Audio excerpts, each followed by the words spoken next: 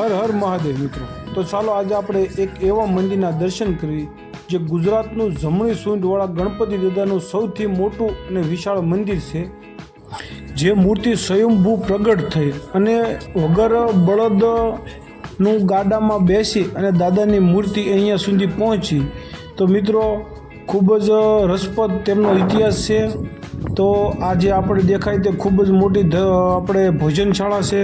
તો મિત્રો આજે ચાલો ગણપતપુરા જઈ અને તેમનો ગણપતિ દાદાનો ઇતિહાસ શું છે, ત્યાં જમવાની શું સુવિધા છે અને સ્વયંભૂ મૂર્તિ કઈ રીતની પ્રગટ થઈ અને આ ધામ કઈ જગ્યાએ આવેલું છે તેની સંપૂર્ણ જાણકારી, અને અહીંયા એક માનતા લેવા માટે પણ વિશેષ પ્રકારની સાથિયાની પરંપરા છે.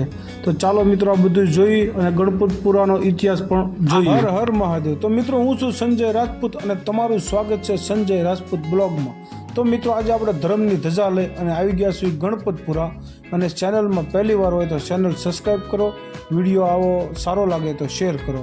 અને મિત્રો ગણપતપુરાની વાત કરીએ તો આપણે આ અમદાવાદથી 60 કિલોમીટર, ધોળકાથી 20 કિલોમીટર અને અરણેજથી 5થી 7 કિલોમીટર અને ભોળાદથી 25 કિલોમીટરના અંતરે આવેલું આ ગણપતપુરા છે, જે ખૂબ જ સુંદર અને વિશાળ અને રમણીય મંદિર છે. તો મિત્રો આ મંદિર આપણે કોઠા ગામમાં આવેલું છે, જે ગણપતિ દાદાનું મંદિર હોવાથી અહીંયા ગામનું નામ ગણપતપુરા તરીકે પણ પ્રચલિત થઈ ગયું છે, જે અત્યારે હાલમાં ગણપતપુરા તરીકે પ્રખ્યાત છે. અને અહીંયા પ્રસાદીમાં ગણપતિ દાદાને લાડુ અને કેળાની વેફર ચડાવવામાં આવે છે. તો મિત્રો આજે આપણે પૂગી ગયા છીએ સિદ્ધિ વિનાયક ગણપતિ દાદાના મંદિરે, જે ગણપતપુરા તરીકે કોઠા ગામમાં પ્રચલિત છે, અને તે ગામનું નામ પણ ગણપતપુરા રાખવામાં આવ્યું છે. તો ચાલો આપણે આજે એમના ઇતિહાસ વિશે થોડીક નજર નાખીએ. તો વિક્રમ સંવત 1933ના અષાઢ વદ 7ને રવિવારના રોજ હાથેલની જમીનમાં કેરડાના નાળાના ખોદકામ દરમિયાન ગણપતિ દાદાની સ્વયંભૂ મૂર્તિ મળી આવી હતી. જ્યાં મૂર્તિ છે એ આપણે સ્વયંભૂ પ્રગટ થયેલી છે, કોઈ બનાવવામાં કે મૂકવામાં આવેલી આ મૂર્તિ નથી.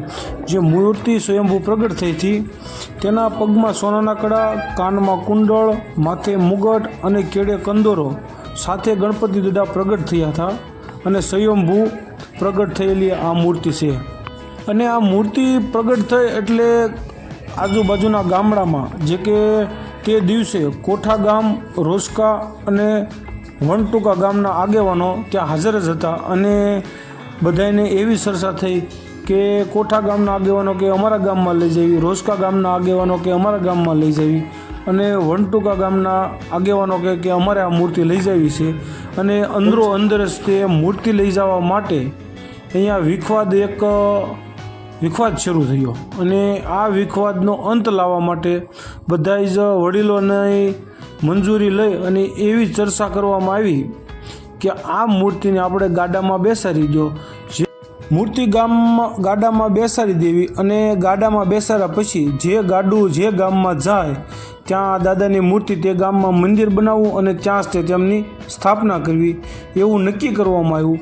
અને ગામ લોકો ગાડું લાવ્યા, અને હજી ગાડું લાવી અને મૂર્તિ મૂકી, હજી આ બળદના ગાડામાં જોડ્યા નહોતા, વગર બળદનું ગાડું જ હતું. ત્યાં ગાડું સ્વયંભૂ હાલવા લાગ્યું, અને ગાડું હાલતા હાલતા ધીરે ધીરે કરતાં કોઠા ગામની ટેકરી ઉપર જઈ અને આ ગાડું ઊભું રહ્યું. જે ટેકરી ઉપર ગાડું ઊભું રહ્યું હતું ત્યાં મૂર્તિ પોતાની રીતે, એટલે કે સ્વયંભૂ રીતે મૂર્તિ આપોઆપ નીચે ઉતરી ગઈ, અને ત્યાં જ તે મંદિરની આપણે સ્થાપના કરવામાં આવી, અને ધીરે ધીરે કરતાં આ મંદિરનું રિનોવેશન પણ કરવામાં આવ્યું. અને જે દિવસે મૂર્તિ ત્યાં ઉતરી ગઈ હતી તે જ દિવસે અરણેજ બુટ ભવાની માતાજીનો પ્રાગટ્ય દિવસ પણ છે.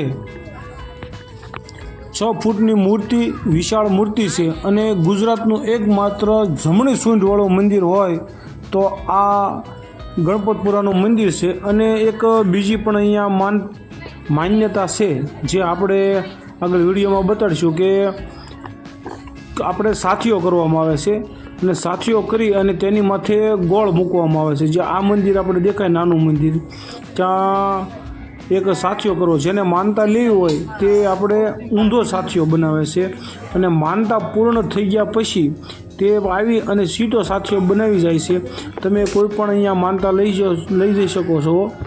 આ જે આપણે સાથિયા બતાવી છે તે રીતના સાથિયા અહીંયા બનાવવામાં આવે છે અને ભક્તો દ્વારા માનતા લેવામાં આવે છે અને માનતા પૂર્ણ થઈ ગઈ હોય પછી સાથીઓ સીતો પણ બનાવી અને માનતા પૂર્ણ કરે છે.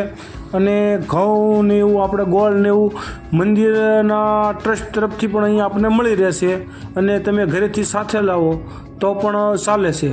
અને અત્યારે જે આપણે બતાવી છે તે અહીંની ખૂબ જ વિશાળ ભોજનશાળા છે, જે એક સાથે હજારો માણસો હોય તો પણ એક સાથે જમી શકે એવી ખૂબ જ વિશાળ ભોજનશાળા આ ટ્રસ્ટ મંદિર ટ્રસ્ટ તરફથી બનાવવામાં આવી છે અને ખૂબ જ વિશાળ અને મોટી છે. જે ભોજન અહીંયા આપણે બપોરે અને સાંજે નિઃશુલ્ક પ્રસાદી તરીકે આપણે આપવામાં આવે છે, જેનો કોઈ ચાર્જ નથી અને ગમે એટલા ભાવિ ભક્તો હોય તો તેની માટે નિઃશુલ્ક ભોજનની પણ વ્યવસ્થા છે અહીંયા. અને આપણે ગણપતિ દાદાને પ્રસાદી ચડાવવાની વાત કરીએ તો અહીંયા લાડુ, જે સૂરમાના લાડુ અને મોતીસૂરના લાડુ અને સાથે કેળાની વેફર પણ અહીંયા પ્રચલિત છે, કારણ કે ગણપતિ દાદાને કેળાની વેફર પણ ખૂબ ચડાવવામાં આવે છે. જે કેળા ખૂબ ભાવતા હોવાથી તેની કાચા કેળાની વેફર પણ અહીંયા પ્રચલિત છે. જે અહીંયા માર્કેટ છે ત્યાંથી પ્રસાદી તમને અહીંયાથી જ ઉપલબ્ધ થઈ જાય રિઝનેબલ ભાવમાં અને અહીંયા પ્રસાદી પણ મળી રહેશે. તો મિત્રો, આ મંદિર આપણે જે ભોળાદ અને અરણેજથી ખૂબ જ નજીક હોવાથી અને ખૂબ જ સુંદર વ્યવસ્થા, જે સુંદર ભોજન અને સાત્વિક ભોજન અહીંયા નિઃશુલ્ક પણ મળી રહેશે. અને આહલાદક મૂર્તિ, જે 100 ફૂટની સ્વયંભૂ મૂર્તિ છે, જે જાતે આપણે ખોદકામ દરમિયાન નીકળી હતી એવી સુંદર અને રમણીય મૂર્તિ છે. તો મિત્રો, ભોળાદ અથવા અરણેજ આવો તો અવશ્ય ગણપતપુરામાં આવી અને ગણપત દાદાના વિઘ્નહર્તા સિદ્ધિવિનાયક દાદાના દર્શન કરવા અચૂક આવો અને સુંદર મંદિર અને ભોજનશાળાનો પણ પ્રસાદીનો પણ લાભ લ્યો. તો મિત્રો, આ વિડીયો આપણને કેવો લાગ્યો? સારો લાગ્યો હોય તો શેર કરો, ચેનલમાં પહેલી વાર હોય તો સબસ્ક્રાઈબ કરો અને અમને પ્રોત્સાહન કરવા માટે જય ગણપતિ દાદા કોમેન્ટ બોક્સમાં લખો. અને મિત્રો, જે આ આપણે જોયું છે તે અરણેજ બુટ ભવાની માનું મંદિર છે, તે આપણે નેક્સ્ટ વિડીયોમાં આગળ બુટ ભવાની માના દર્શન કરી અને તેનો પણ મહિમા આપણે જોઈશું. તો મિત્રો, આવા નવા વિડીયો જોવા માટે અમારી ચેનલને સબસ્ક્રાઈબ કરો અને કોમેન્ટ બોક્સમાં જય માતાજી, જય ગણપતિ દાદા જરૂર લખો. જય ગણપતિ દાદા, જય મા બુટ ભવાની માં.